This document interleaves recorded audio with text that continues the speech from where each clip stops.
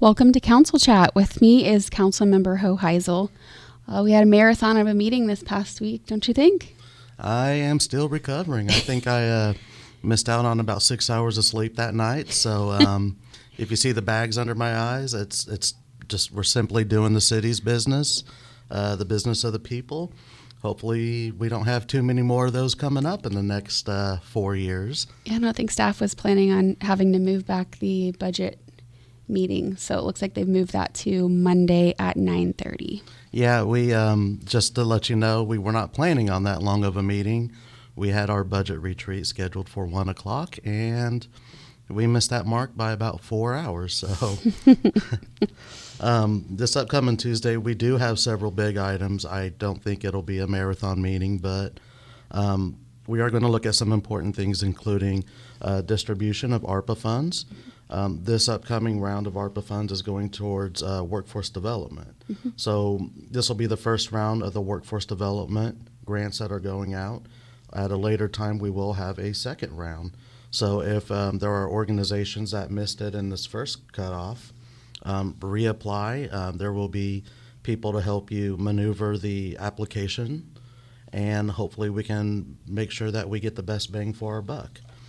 Some of the organizations that we're looking to give money to this time include WSU Tech, Starkey, and Grace Med. So awesome. Yep, some good things going on in those organizations. Yes. This week we'll also be discussing our contracts with the shared scooter companies and looking at amending our economic development guidelines.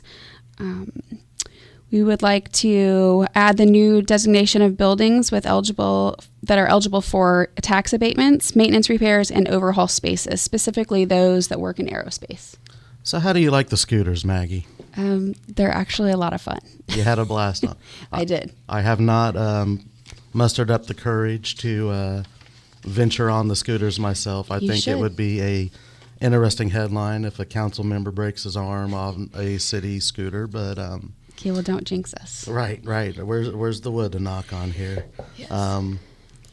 Other things that we're going to look at is economic development, and also looking at a couple of IRBs and tax exemptions for some other companies and businesses in District 4 and District 6. And what these do is help stimulate growth in the companies and create jobs. So never a bad thing. Our families, our family members, our friends, that they have more options out there in the workforce. So always a great thing. Yes. We will also be discussing naming the section of road in District 2 after the prominent former mayor.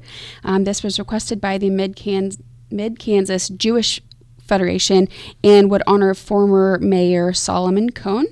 The Diversity and Inclusion Advisory Board will be the naming committee. I love hearing about things like this in our community.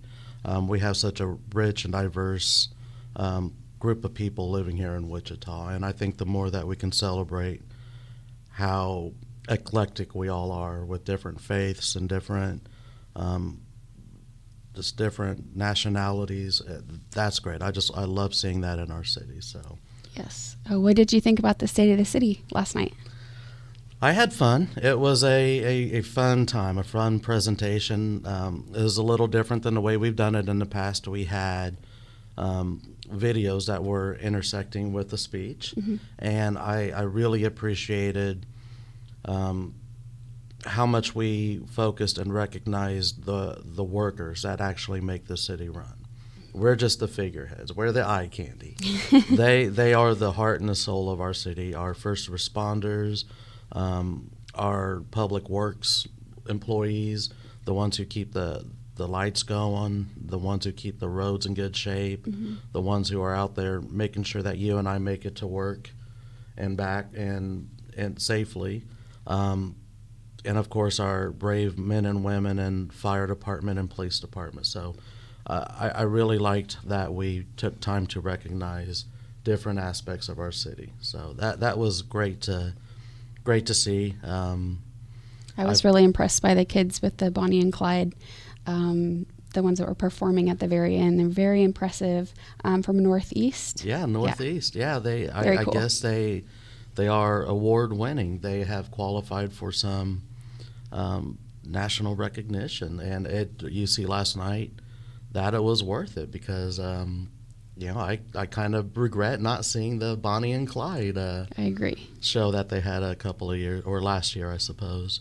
Yes.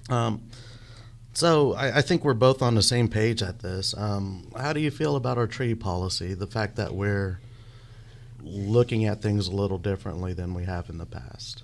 Well, as a Riversider, I'm very excited to focus a little bit more on the trees. I know over the last couple years, a lot of trees have been taken out.